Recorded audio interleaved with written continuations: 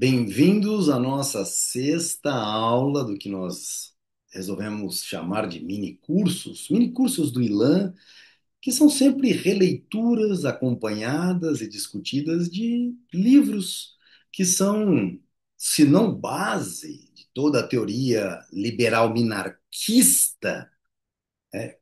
Eu não vou falar libertarianismo, apesar de muitos dos meus companheiros de vida acadêmicos da área do austro, da escola austríaca, costumam colocar o libertarianismo, mas fica sempre aquela questão da gestão da lei, na questão da penalidade criminal, valor de uma vida e tudo mais. E aí, Mises tem uma colocação maravilhosa no seu capítulo 8 do Ação Humana, quando ele discorre da ação na sociedade, e é o capítulo, né, é dessa parte do livro, e eu acho fantástico que todos leiam. Mises, que é o autor do livro As Seis Lições, através de seis palestras magníficas na Argentina em 1959, a convite do professor Alberto Benegas Lynch, e que convidou Mises para fazer uma série de palestras durante uma semana, seis palestras. Então, nós estamos no quinto dia, apesar dessa ser a nossa sexta aula. Na primeira aula sempre a gente apresenta o livro, faz alguma coisa. Então, essa é a nossa sexta aula, mas que se refere ao quinto dia de palestra, a quinta palestra que Mises profere na Argentina. Então, lembrando, é um livro póstumo, uma transcrição do que ele falou. Nessa leitura argumentativa que nós fazemos, você consegue ouvir efetivamente Mises falando, né? E, como sempre estamos fazendo, estamos compartilhando efetivamente o PDF para que facilite para todos a leitura, o acompanhamento aí pelo YouTube. Lembrando que esta é uma obra que já está em domínio público. Então você pode baixar essa obra em PDF no seu computador, lá pelo Instituto Mises Brasil, se você quiser. Eu recomendo muito que as pessoas comprem suas edições. Eu tenho duas edições diferentes, além do PDF, porque eu acredito que seja uma maneira digna e efetiva de, através da nossa decisão, de colocar nosso dinheiro em alguma coisa, mostrar ao mundo que esse caminho é o caminho correto. É o que Mises chama de a eleição no mercado, onde cada voto conta. Diferentemente de uma democracia, de que o voto no candidato que perdeu é jogado fora. Na economia de mercado, todo voto conta. Quinta lição: investimento externo. Há quem atribua aos programas de liberdade econômica um caráter negativo. Dizem que querem de fato os liberais. São contra o socialismo, a intervenção governamental, a inflação, a violência sindical, as tarifas protecionistas. Dizem não a tudo. Esta me parece uma apresentação unilateral e superficial do problema. É sem dúvida possível formular um programa liberal de forma positiva. Quando alguém afirma sou contra a censura, não se torna negativo por isso. Na verdade, esta pessoa é a favor de os escritores terem o direito de determinar o que desejam publicar sem a interferência do governo. Isso não é negativismo, é precisamente liberdade. É óbvio que, ao empregar o termo liberal com relação às condições do sistema econômico, tenho em mente o velho sentido clássico da palavra. Lembrando sempre que Mises, em 59, já está presumindo que o Partido Democrata americano usa o termo liberal cooptado por esse lado socialista do Partido Democrata americano como um termo de socialismo. Os liberais são vinculados nos Estados Unidos como socialistas. E Mises está dizendo, ó, é óbvio que ao empregar o termo liberal aqui, e aí é por isso que nós chamamos de liberalismo minarquista austríaco, aquilo que Mises chama de liberalismo, efetivamente. O verdadeiro liberalismo. Mas então a gente coloca esses rótulos adjacentes ao termo liberalismo para que fique claro. Lembrando sempre que eu não posso usar libertarianismo, sendo que o libertarianismo acredita que uma sociedade instruída não teremos problemas que eles acreditam que seja fácil de ser resolvidos sem alguém que tenha o monopólio do uso da força. O problema do monopólio do uso da força na cabeça dos libertários é que quem controla o governo, já que os americanos começaram com o governo mínimo e se tornaram um gigante. Se tornaram um gigante por duas falhas. Na verdade, uma única falha. A falha de permitir que as pessoas fossem educadas pelo Estado. O Estado não pode educar ninguém, não pode tomar dinheiro, impostos para colocar educação na cabeça de ninguém. Isso é um crime. Este é um crime contra o cidadão. E o ponto que os americanos ainda se seguraram foi a questão do armamento, mas muitos estados proibiram ou vincularam um certificado para saber quais armas você tem. E, na verdade, o poder moderador, dentro de um liberalismo minarquista austríaco, tem que ser feito pelos cidadãos que podem comprar até armas nucleares, até tanques de guerra, seja o que for. Mas o Estado não pode saber o que ele tem. O Estado tem que temer o seu povo, no contexto geral de todo o coletivo. Continuando. Hoje, grande parte das pessoas julga inadequadas as consideráveis diferenças de padrão de vida existente entre muitos países. 2 séculos atrás, as condições da Grã-Bretanha eram muito piores do que as condições atuais da Índia. E aqui vem um ponto importante de se entender. Muita gente desses malucos, beleza, acreditam efetivamente que e a Índia e a China de séculos atrás eram muito mais capacitadas do que a Europa medieval. Que não é mentira. O fato é que o capitalismo, criado pelas condições de existência da era medieval europeia, fez com que eles se tornassem tão mais prósperos e mais ricos que a China teve que adotar o mesmo sistema para chegar num nível de competição como tal. E a gente sabe que é uma coisa até um pouco artificial e inflacionada. Mas ainda assim, não há como competir contra o capitalismo laissez-faire, laissez-passer. Mas em 1750, os britânicos não se atribuíam os rótulos de subdesenvolvidos ou de atrasados, pois não tinham como comparar a situação de seu país com a de outros, que se encontrassem em condições econômicas mais satisfatórias. Hoje, todos os povos que não atingiram o padrão de vida médio dos Estados Unidos acreditam haver algo errado na sua situação econômica. Muitos deles se intitulam países em desenvolvimento e, nessa qualidade, reivindicam a ajuda dos chamados países desenvolvidos ou superdesenvolvidos. Isso aqui só por uma questão de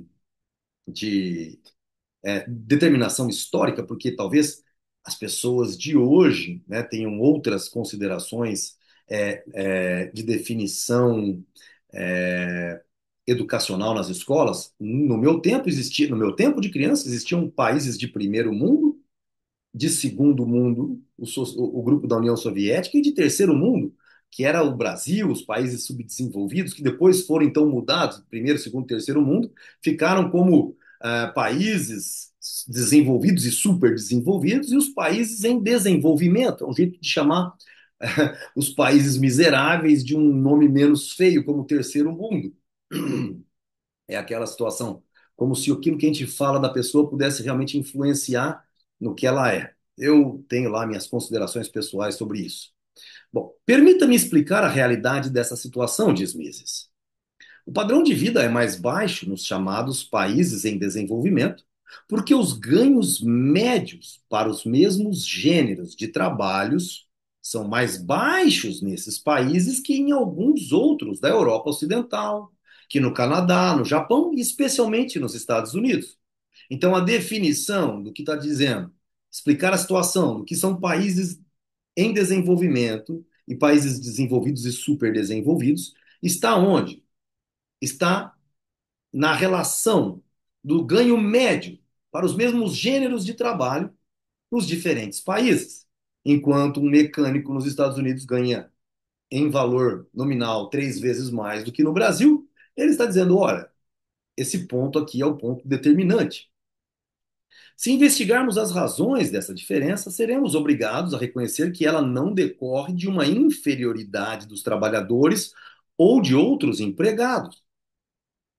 Reina entre certos grupos de trabalhadores norte-americanos a tendência a se julgarem melhores que os outros povos, e que é graças aos próprios méritos que ganham salários mais altos que os trabalhadores dos demais países, o que é uma balela. Bastaria a um trabalhador norte-americano visitar um outro país, digamos a Itália, de onde tanto deles são originários, para constatar que não são suas qualidades pessoais, mas as condições do país que lhe possibilitam receber, perdão, salários menos ou mais elevados. Ou seja, não é a qualificação pessoal, mas a riqueza per capita de um país que faz com que você seja melhor ou pior remunerado. Se um siciliano migrar para os Estados Unidos, em pouco tempo poderá alcançar os padrões salariais correntes neste país. É por isso que as pessoas querem migrar para lá. E, se retornar à Sicília, o mesmo homem verificará que sua permanência nos Estados Unidos não lhe conferiu qualidades que lhe permitissem oferir na Sicília salários superiores aos de seus conterrâneos. Essa situação econômica tampouco pode ser explicada a partir do pressuposto de que os empresários americanos sejam superiores aos empresários dos demais países. É fato que, exceção feita ao Canadá, à Europa Ocidental e a certas regiões da Ásia, o equipamento das fábricas e os processos tecnológicos são, de modo geral, inferiores aos utilizados nos Estados Unidos. Mas isso não é fruto da ignorância dos empresários desses países subdesenvolvidos. Não. Veja bem, para a gente entender de quem é a maldade por trás dos países subdesenvolvidos. Horas. Então, isso não é fruto da ignorância dos empresários desses países subdesenvolvidos. Eles têm perfeita consciência de que as fábricas dos Estados Unidos e do Canadá são muito mais bem equipadas. Muitos recebem informações apropriadas sobre tudo isso. Qualquer brasileiro empresário sabe as condições e as tecnologias e tudo que é motor precípio da economia americana pode trazer para cá, mas é aí que está o problema.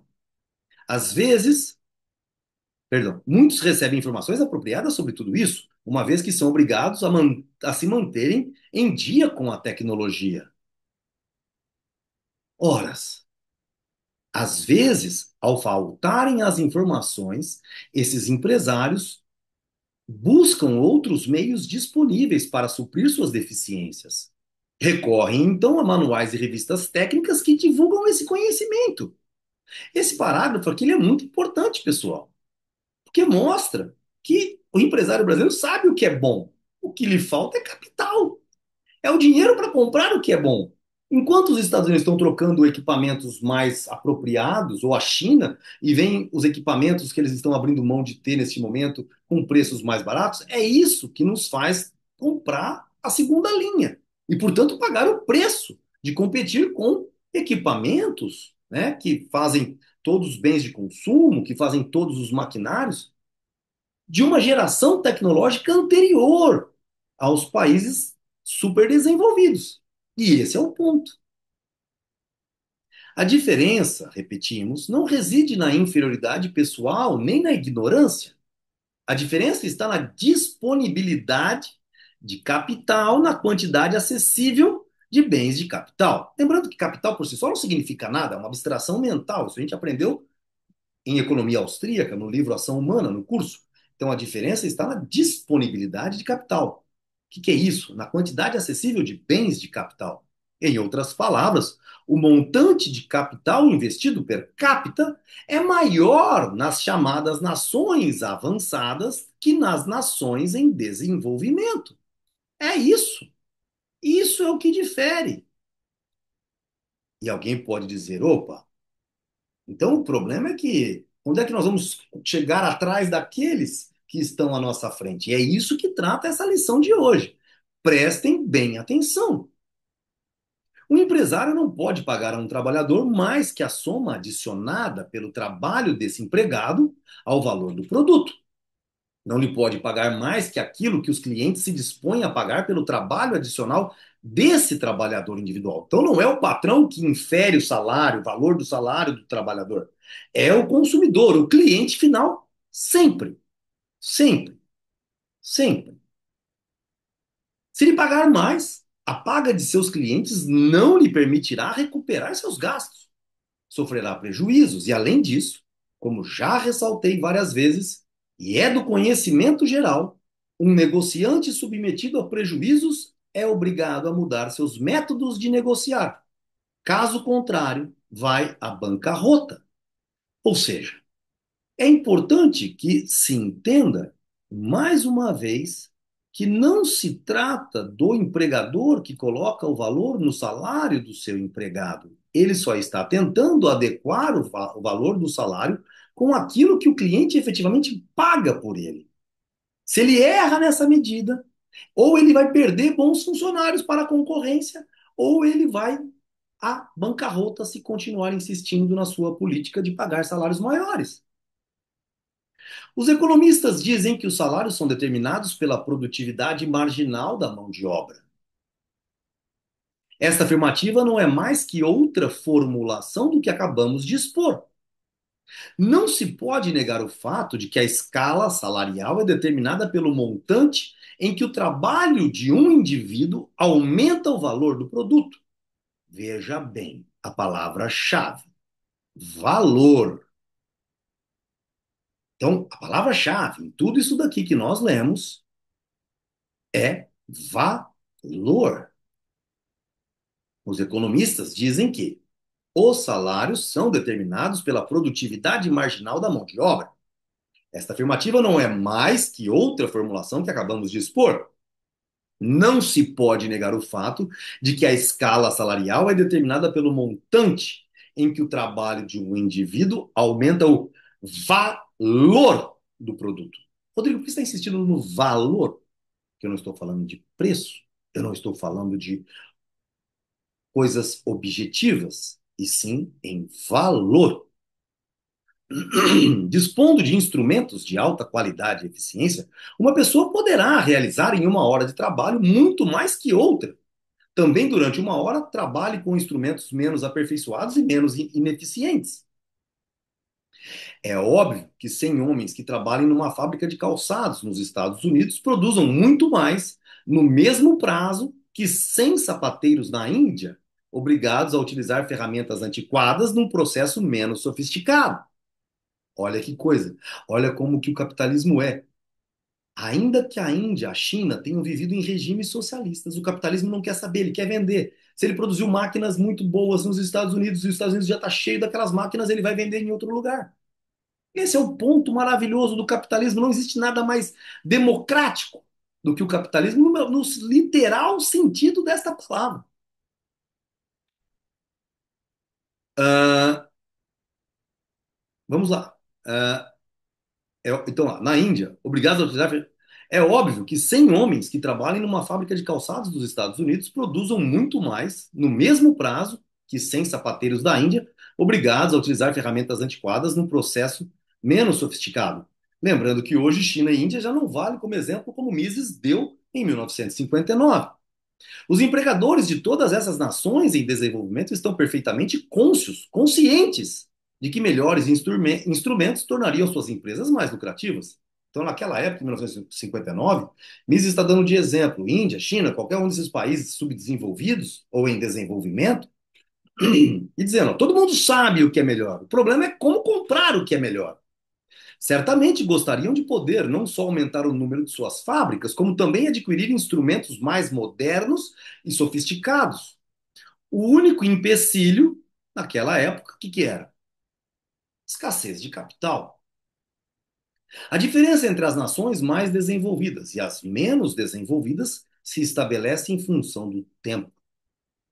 Os ingleses começaram a poupar antes de todas as outras nações.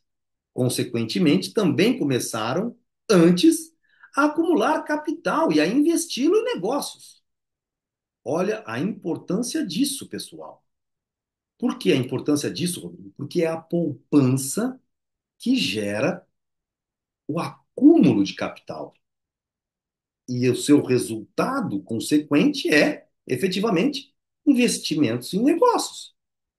Este foi o fator primordial para que se alcançasse na Grã-Bretanha um padrão de vida bastante elevado, numa época em que, em todos os outros países europeus, prevalecia ainda um padrão consideravelmente baixo. Gradualmente, todas as demais nações começaram a analisar o que ocorria na Grã-Bretanha, e não lhes foi difícil descobrir a razão da riqueza desse país. Assim, puseram-se a imitar os métodos dos negociantes ingleses. De qualquer modo, o fato de outras nações só terem começado mais tarde seus investimentos e de os britânicos não terem parado de investir capital fez permanecer uma grande diferença entre as condições econômicas da Inglaterra e as desses outros países.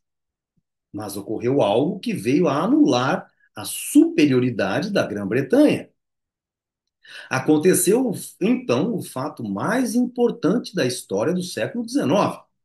E não me refiro apenas à história de um só país. Prestem atenção agora, pessoal. Trata-se da expansão no século XIX do investimento externo. Prestem atenção, que esse é o tema da nossa palestra, desta nossa aula. Em 1817, o grande economista inglês David Ricardo ainda considerava ponto pacífico que só se poderia investir capital nos limites de um país. Não considerava a hipótese de os capitalistas virem a investir no estrangeiro. Mas algumas décadas mais tarde, o investimento de capital no estrangeiro começou a desempenhar um papel de importância primordial no mundo dos negócios. Sem esse investimento de capital, as nações menos desenvolvidas que a Grã-Bretanha teriam sido obrigadas a iniciar seu desenvolvimento utilizando-se dos mesmos métodos e tecnologias usados pelos britânicos em princípio e meados do século XVIII. Repito, sem esse investimento de capital, as nações menos desenvolvidas que a Grã-Bretanha teriam sido obrigadas a iniciar seu desenvolvimento utilizando-se dos mesmos métodos e tecnologias usados pelos britânicos em princípio e meados do século XVIII.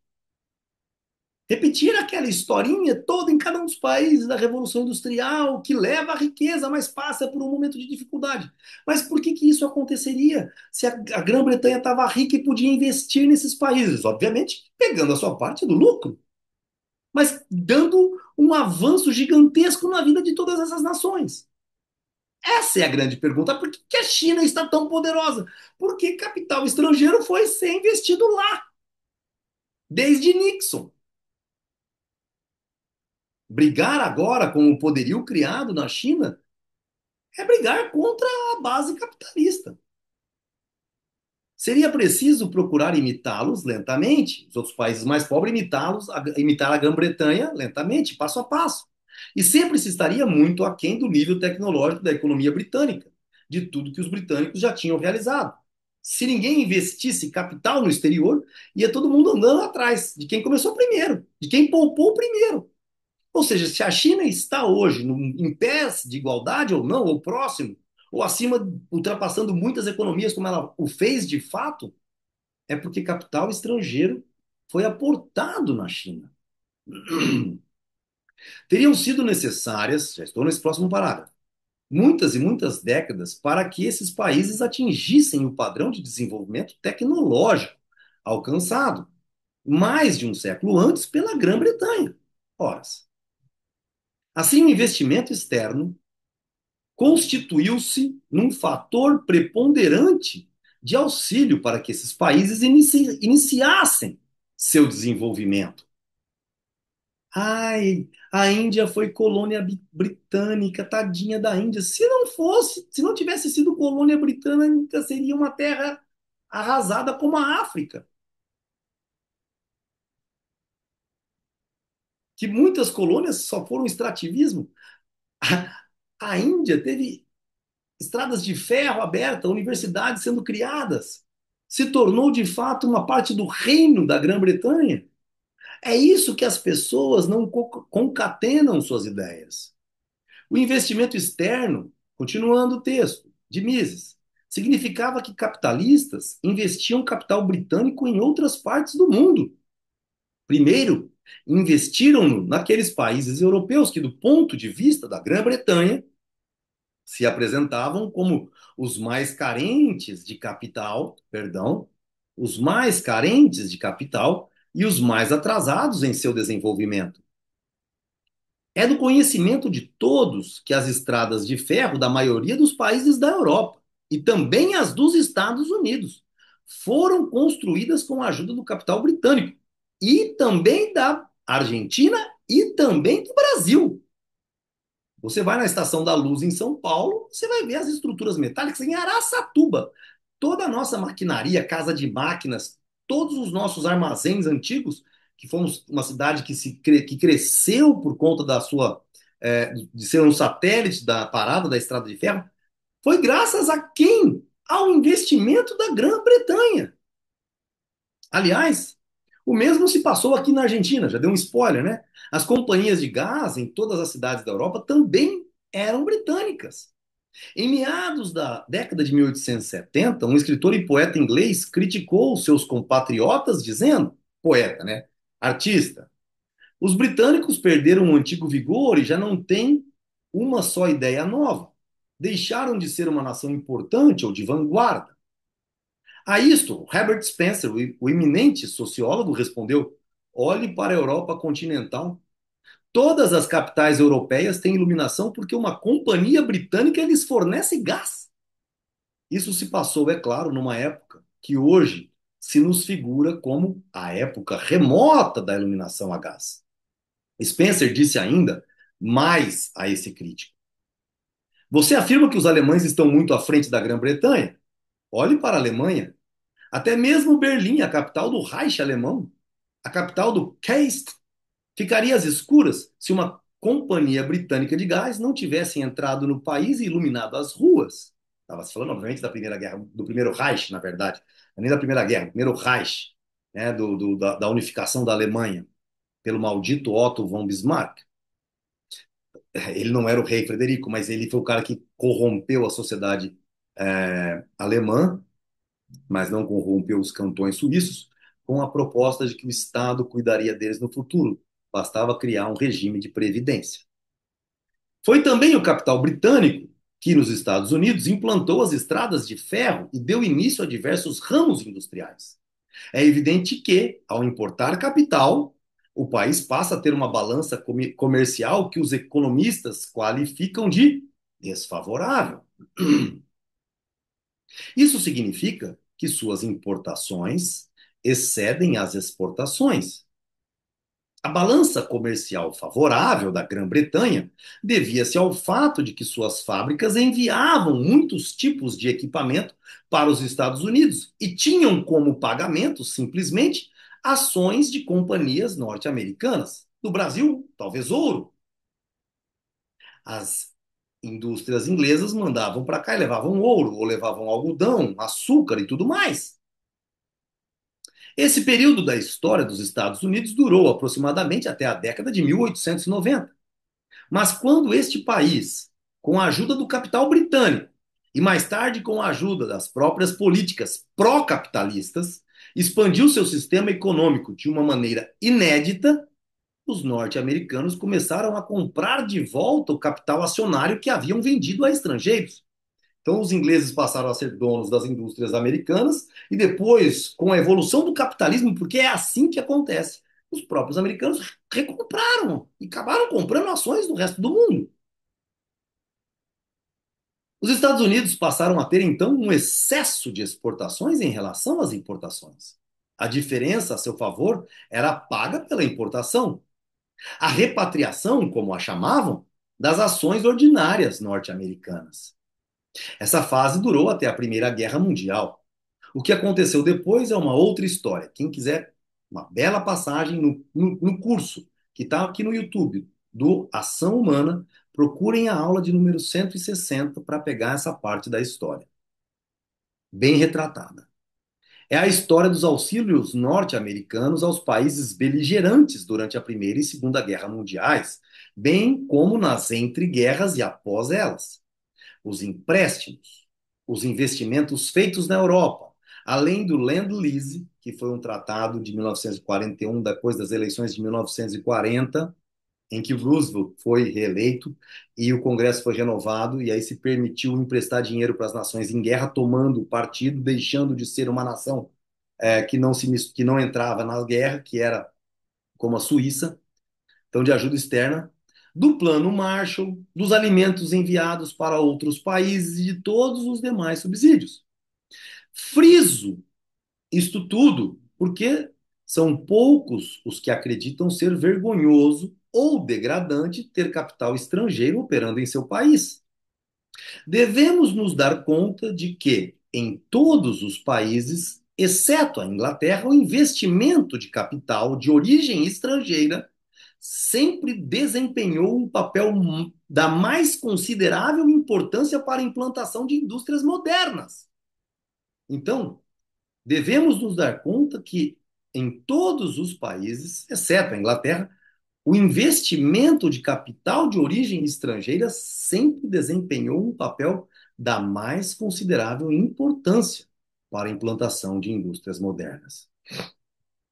Se afirmo que o investimento externo foi o maior acontecimento histórico do século XIX, faço-o no desejo de lembrar tudo aquilo que nem sequer existiria se não tivesse havido qualquer investimento externo. Então, isso vai de verde e grifo. O que Mises está dizendo é que se não fosse a sanha pelo lucro dos capitalistas ingleses de ganhar mais e mais e investir em outros países, o mundo estaria num atraso abissal. Todas as estradas de ferro, inúmeros portos, fábricas e minas da Ásia, o canal de Suez e muitas outras coisas no hemisfério ocidental não teriam sido construídos se não fosse o investimento externo. O investimento externo é feito na expectativa de que não será expropriado. Mises agora está entrando numa parte importantíssima do texto. Aqui ele vai dizer o problema do mundo a posteriori.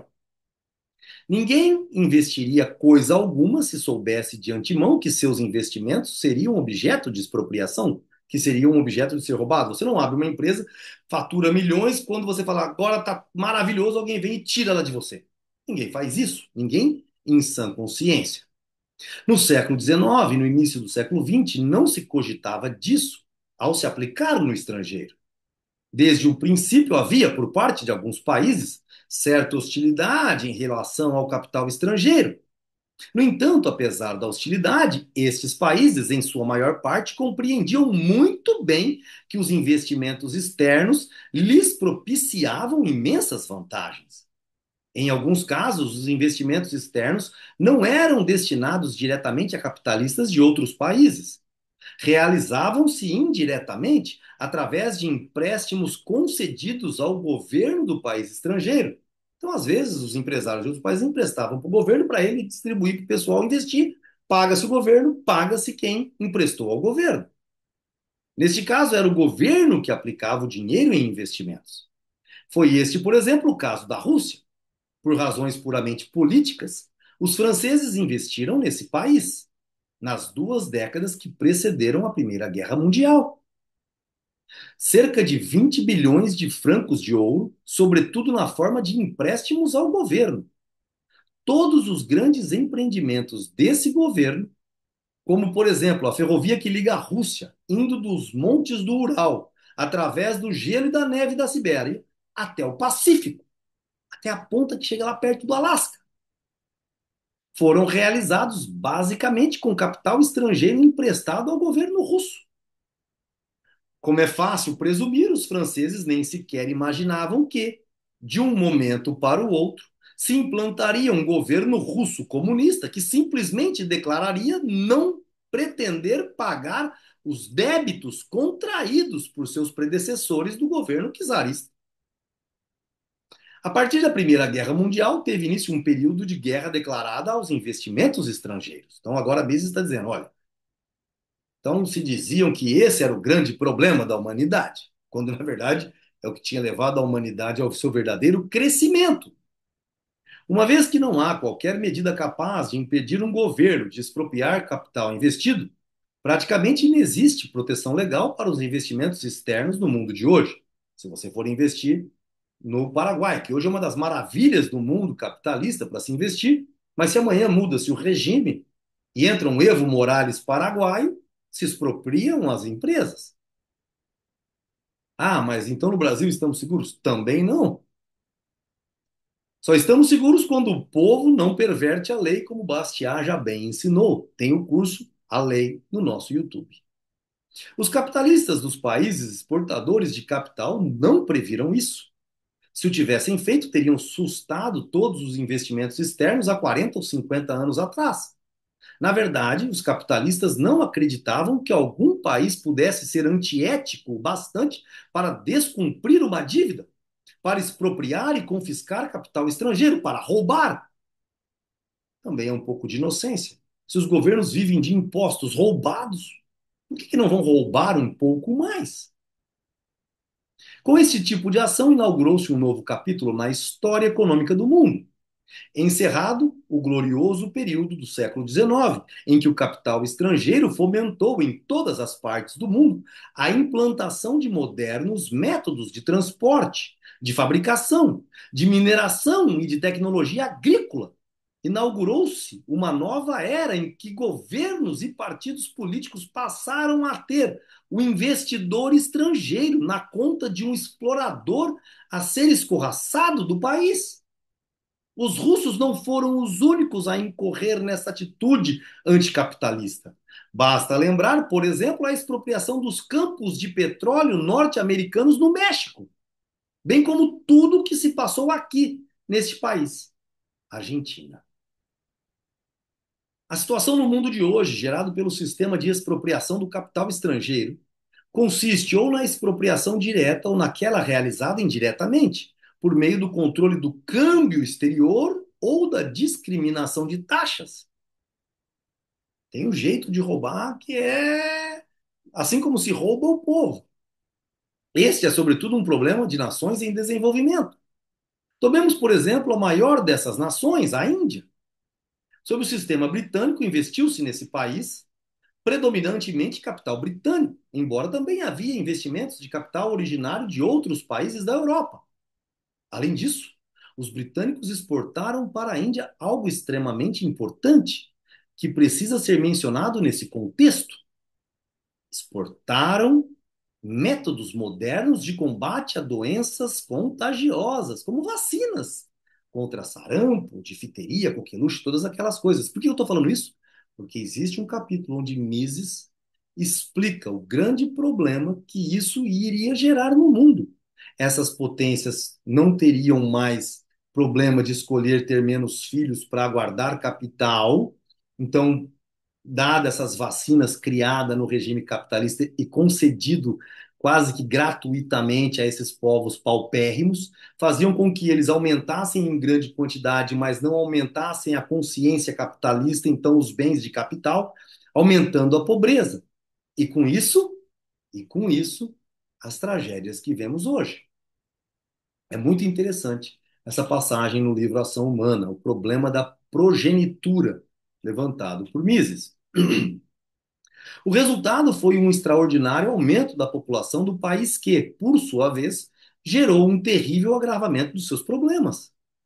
Antes essa situação cada vez mais grave, a Índia optou pela expropriação como meio de enfrentar suas dificuldades. O que acontece? A partir do momento que crianças não morrem mais, ou seja, que a natalidade infantil nesses países paupérrimos não morre, eles começam a crescer e se reproduzir, só que a quantidade de capital não é a mesma nos países desenvolvidos, as pessoas vão ficando cada vez mais pobres. E a luta pela sobrevivência se torna voraz. Violência, pobreza e tudo mais. Mas esta expropriação não foi sempre efetuada de maneira direta. A hostilização do governo aos capitalistas estrangeiros se mostra nos empecilhos criados para seus investimentos. Como consequência, só restava aos capitalistas liquidarem seus negócios, ou seja, venderem. E vendendo, né, seja que preço for, levando o capital embora, perdão, para ir embora, porque o governo era hostil a eles. A Índia podia, é óbvio, obter capital por um outro método, o de acumulação interna, sem investimentos estrangeiros. Mas trata-se de um país tão hostil à acumulação interna de capital quanto aos capitalistas estrangeiros. O governo indiano declara pretender industrializar o país, mas o que de fato tem em mente é instituir empresas socialistas, no regime de castas, como eles sempre fizeram. Não sei agora, nesta era que vivemos, mas até muito pouco tempo atrás era assim que as coisas aconteciam. Alguns anos atrás, o famoso estadista Jawaharlal Nehru publicou uma coletânea de discursos. O livro foi lançado no intuito de tornar os investimentos estrangeiros na Índia mais atraentes. O governo indiano não é contrário ao capital estrangeiro antes que este seja investido. A hostilidade só começa quando já está investido. Nesse livro, cito literalmente o senhor Nehru, que diz: desejamos, é claro, socializar, mas não somos contrários à iniciativa privada. Desejamos encorajar de todas as maneiras a iniciativa privada. Queremos afiançar aos empresários que investem no país que não os expropriaremos ou os socializaremos num prazo de 10 anos, talvez até por mais tempo. E ele supunha estar fazendo um convite estimulante. Ou seja, Mises está tirando sarro, está sendo sarcástico. Olha, nós não te socializaremos, nós não te expropriaremos num período de 10 anos. Mas conforme vai chegando próximo, vai se tornando difícil tirar o capital de lá e está socializado. Esse é o ponto que esses estadistas não conseguem entender de economia. No entanto, o problema real, como sabem todos aqui presentes, vocês que estão nos assistindo, está na acumulação interna de capital.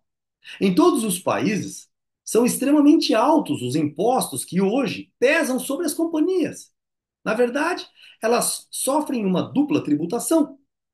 Além de haver uma severa taxação sobre seus lucros, há ainda outra taxação sobre os dividendos que pagam aos acionistas. É isso que o Brasil quer implementar e que vai ser o nosso derradeiro final rumo à tragédia econômica. E esta tributação é feita de maneira progressiva. A tributação progressiva da renda e dos lucros tem como resultado o fato de que precisamente aquelas parcelas da renda que se tenderia a poupar e a investir são consumidas no pagamento de tributos. Então você ia investir, a poupar, mas você ganhou bastante, e isso é tirado de você para investimento. Perdão, tomado de você para que o governo pague suas contas e não para investimento. Tomemos o exemplo dos Estados Unidos. Há alguns anos havia um imposto sobre excesso de lucros. De cada dólar ganho, a companhia retinha apenas 18 centavos de dólar. Quando esses 18 centavos eram pagos aos acionistas, aqueles que possuíam um grande número de ações tinham de pagar sobre essa cota, como imposto, um percentual de 16, 18 ou até mais. Assim, de um dólar de lucro, os acionistas retinham cerca de 7 centavos de dólar, ficando com o governo os outros 93 restantes. A partir desses 93% que, nas mãos dos acionistas, teria sido economizada e investida, é utilizada pelo governo nas despesas comuns. É esta a política dos Estados Unidos em 1959, quando o Mises está dissertando na Argentina. Ou seja, completamente socialista. Espero ter deixado claro que a política dos Estados Unidos não é um exemplo a ser imitado por outros países. E Mises está deixando isto claro já em 1959. Imagina se ele visse o que o Trump está fazendo agora. Quero apenas ressalvar que um país rico, essa é uma frase maravilhosa, maravilhosa, já virou meme, já virou frase de Instagram, de X, de tudo. Quero apenas ressalvar que um país rico tem mais condições de suportar péssimas políticas que um país pobre. Nos Estados Unidos, a despeito desses métodos de tributação, ainda se verifica todos os anos alguma acumulação adicional de capital que reverte em investimentos. Permanece ainda, consequentemente, uma tendência à elevação de padrão de vida. Lembrando que depois de 59, a coisa desandou, aquela coisa toda, aquele auê todo econômico, que só no Reagan diminuindo impostos a coisa volta a ter aí uma projeção elevada. Mas em muitos outros países, o problema é extremamente mais crítico. Além de não haver, ou de não haver em volume suficiente, poupança interna, o investimento de capital oriundo do estrangeiro é severamente reduzido em decorrência da franca hostilidade existente em relação ao investimento externo. Como podem estes países falar de industrialização, da necessidade de criar novas fábricas, de atingir melhores condições econômicas, da elevação do padrão de vida, de obtenção de padrões salariais mais elevados, de implantar melhores meios de transportes, se adotam uma prática que terá exatamente o efeito oposto? Como pode? O que suas políticas fazem efetivamente, quando criam obstáculos ao ingresso do capital estrangeiro, é impedir ou retardar a acumulação interna de capital. O resultado final é certamente extremamente negativo. Como não podia deixar de ser, decorre de tudo isto uma acentuada perda de confiança. Existe hoje no mundo todo, um crescente descrédito na viabilidade de se investir no exterior. Ainda que os países interessados em conseguir novos capitais se empenhassem em mudar imediatamente suas políticas e fizessem toda a sorte de promessas, é muito duvidoso que pudessem, mais uma vez, estimular os capitalistas estrangeiros a neles investirem. Quem fez uma jogada de mestre foi nada mais, nada menos do que Javier Geraldo Milei na Argentina desde 10 de dezembro de 2023, tendo superávites primários, gastando menos do que se arrecada do povo argentino, portanto, fazendo com que sua moeda ficasse estável, ou melhor, até se valorizando frente ao resto do mundo, que as desvalorizava, e, portanto, dando credibilidade. E o que o estrangeiro precisa para investir num país é credibilidade.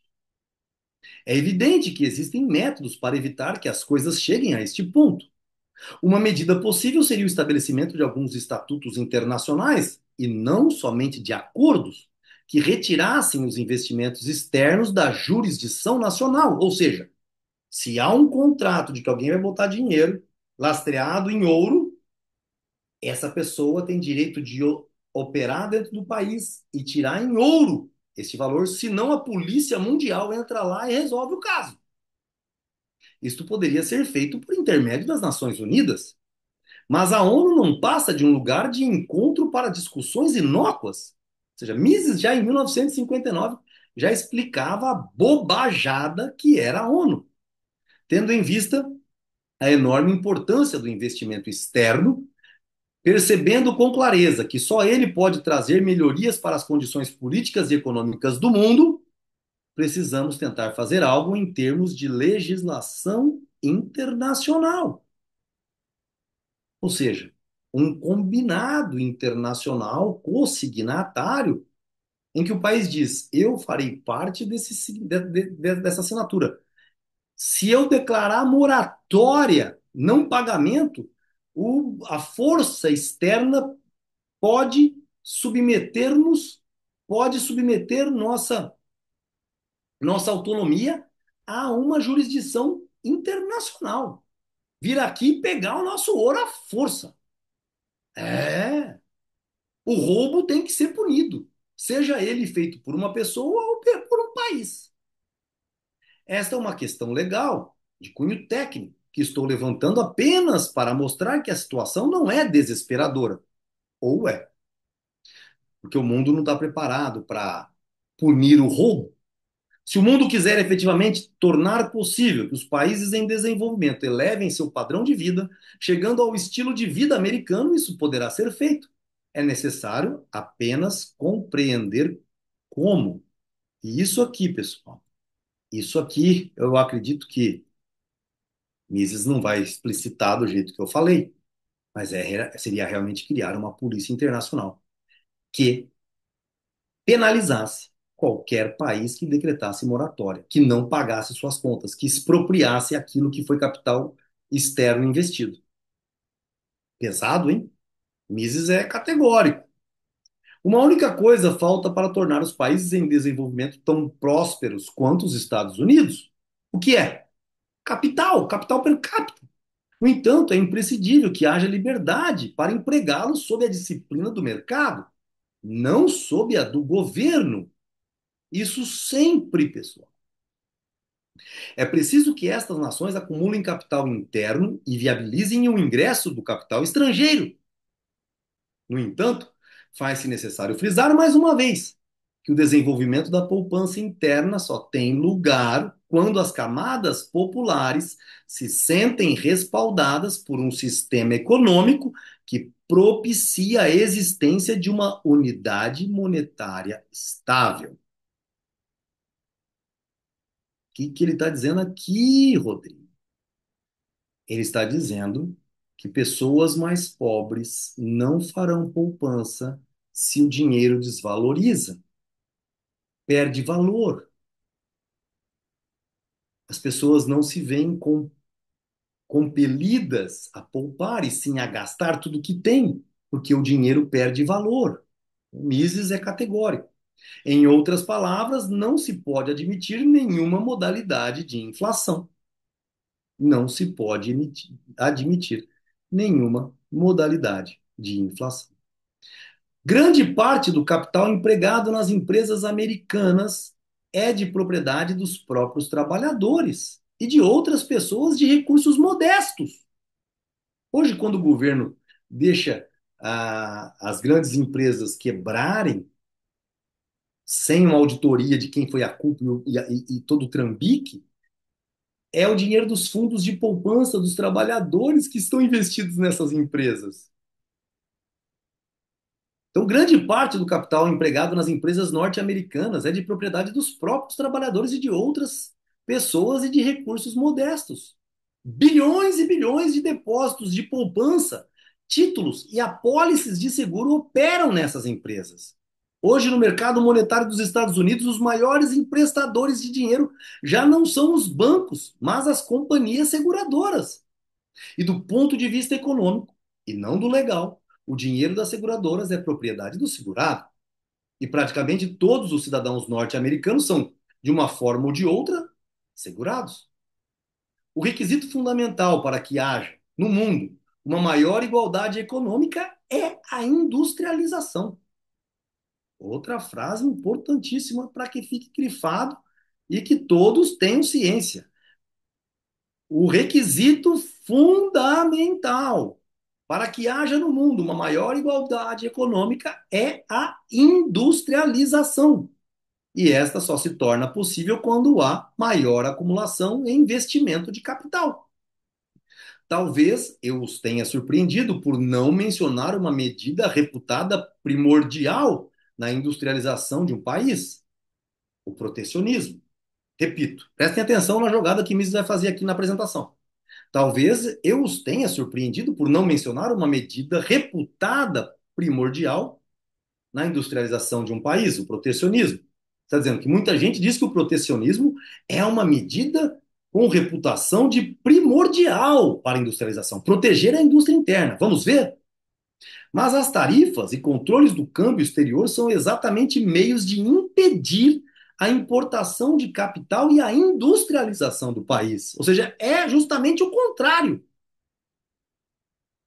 A única maneira de fomentar a industrialização é dispor de mais capital em bens de capital.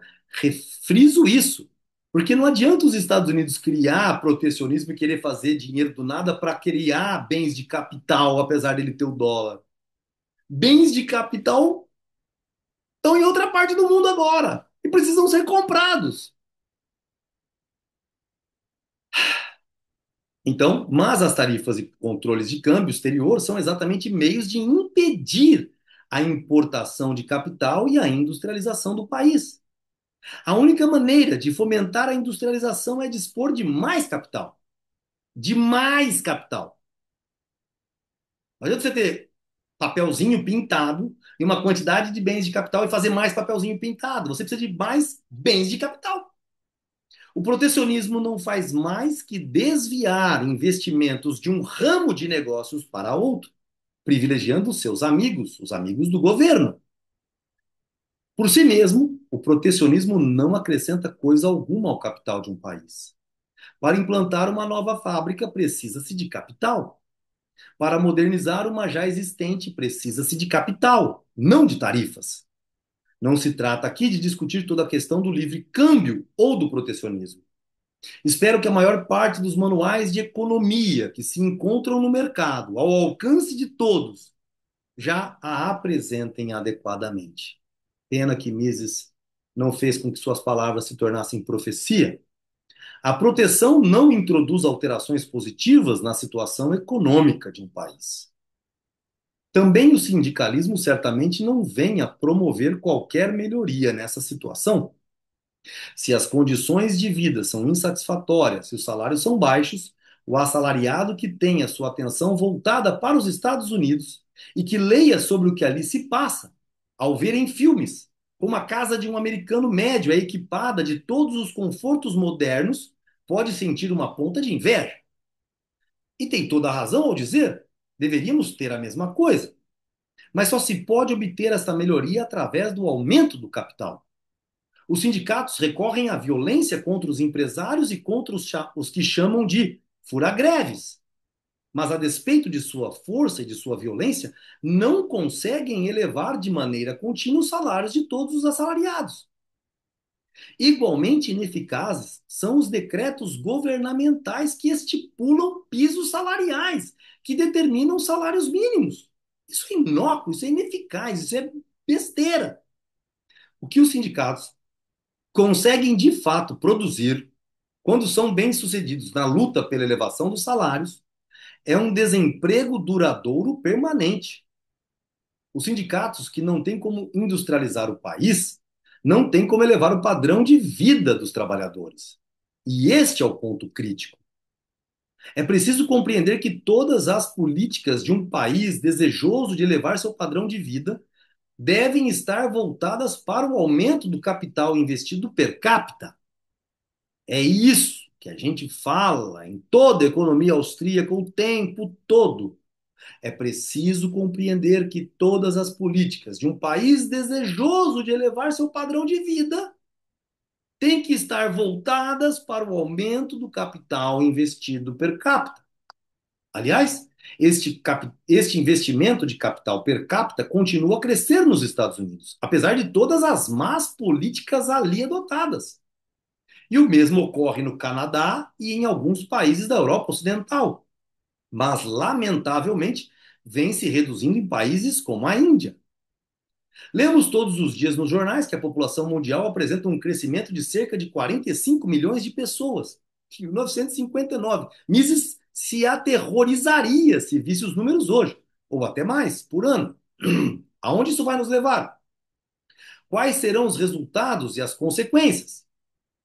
Lembrem do que falei sobre a Grã-Bretanha. Em 1750, os britânicos supunham que 6 milhões de pessoas constituíam uma população excessiva para as Ilhas Britânicas.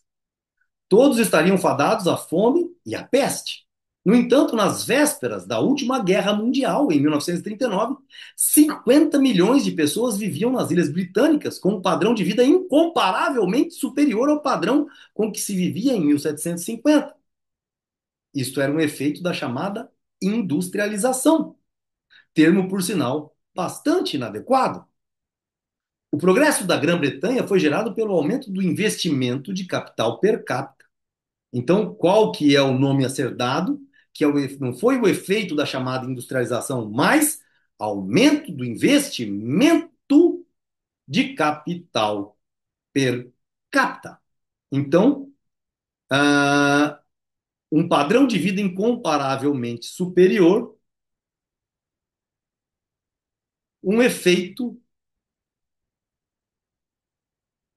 um efeito do aumento do investimento de capital per capita.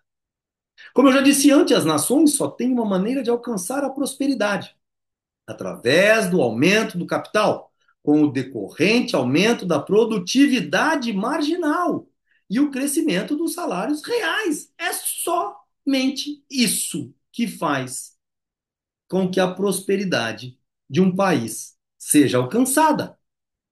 Num mundo sem barreiras migratórias, haveria uma tendência à equiparação dos padrões salariais de todos os países. Se o Trump não tivesse inventando a questão do muro, por exemplo. Atualmente, se não existem barreiras à migração, é provável que 20 milhões de pessoas procurassem ingressar nos Estados Unidos a cada ano, atraídas por melhores salários ali oferecidos. Tal influência provocaria a redução dos salários nesse país e uma correspondente elevação em outros. Embora não haja tempo suficiente nesta exposição para tratarmos das barreiras migratórias, seria uma aula maravilhosa para os dias de hoje com relação ao que o Trump vem tentando fazer. É importante deixar claro que há outro caminho capaz de levar para a equiparação salarial no mundo inteiro. E este outro caminho, que passa a valer quando não existe a liberdade para migrar, é a migração de capital. Ou seja, isso é importantíssimo. Se as pessoas não podem entrar em determinado país, o que acontece é que o capital busca essas pessoas. E é isso que o Trump está desesperadinho. Os capitalistas tendem a se deslocar para aqueles países onde a mão de obra é abundante e barata. Ah, então a resposta do que aconteceu com a China está aqui? Sim. A resposta para o sucesso da China está na mão dos capitalistas e ponto. E pelo próprio fato de introduzirem capital nesses países, provocam uma tendência à elevação dos padrões salariais.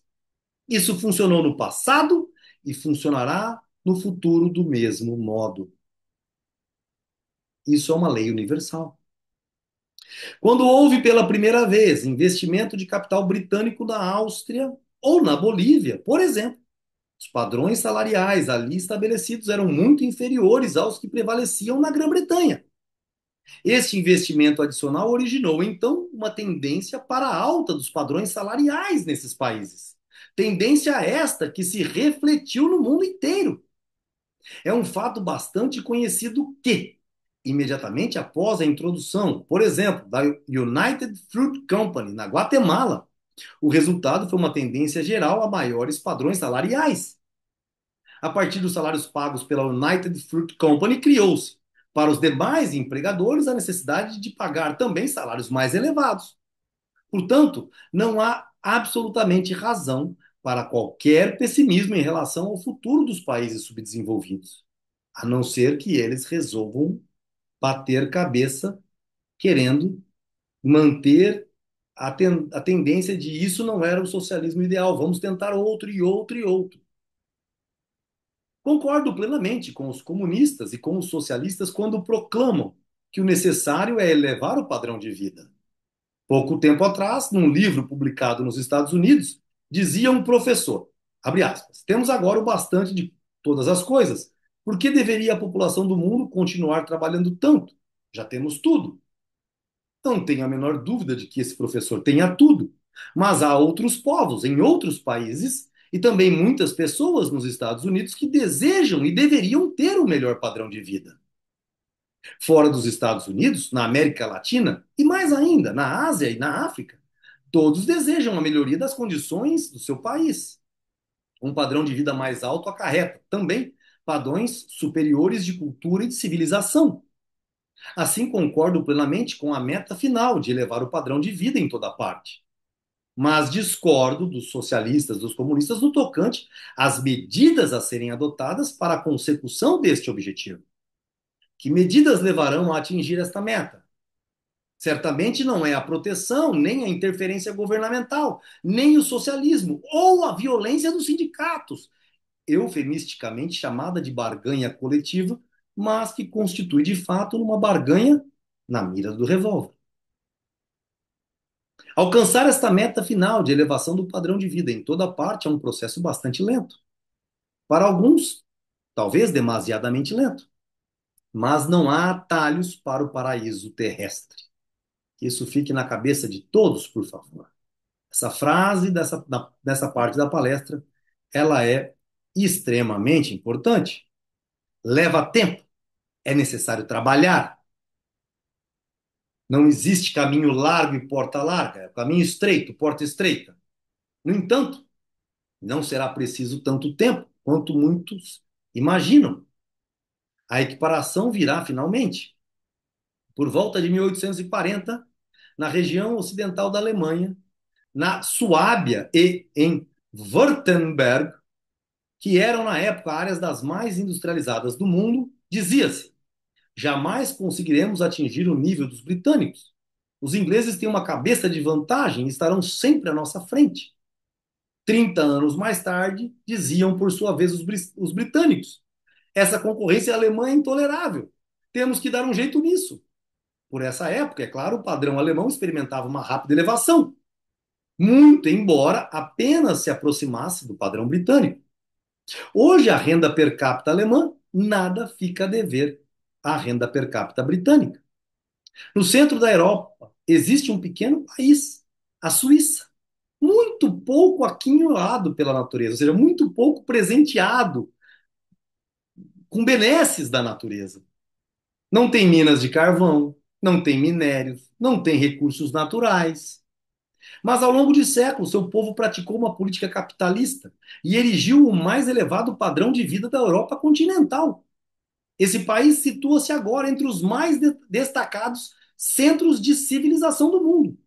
Não vejo porque um país como a Argentina, muito maior que a Suíça, tanto em população quanto em extensão territorial, não poderia alcançar o mesmo elevado padrão de vida ao cabo de alguns anos de boas políticas. Mas, como já o frisei, é imprescindível que as políticas sejam boas. E assim ele encerra seu quinto dia de palestra e eu preciso fazer um comentário importantíssimo. Em todas as minhas aulas, ministradas no curso de formação em ciência política, baseadas nas ideias de Juan Bautista Alberdi, em que eu falo sobre ciência, doutrina política do liberalismo minarquista austríaco e de economia austríaca, eu deixo claro que se a Argentina tivesse se proposto a debruçar no que Mises ensinou em 1959, a Suíça teria sido suplantada há muito tempo. Mas que agora no governo Milei isso vai acontecer. Podem ter certeza. Um grande abraço a todos. E não deixe de continuar conosco até nossa próxima aula, a última desse mini curso das 6 lições. Muito obrigado a todos. Até lá.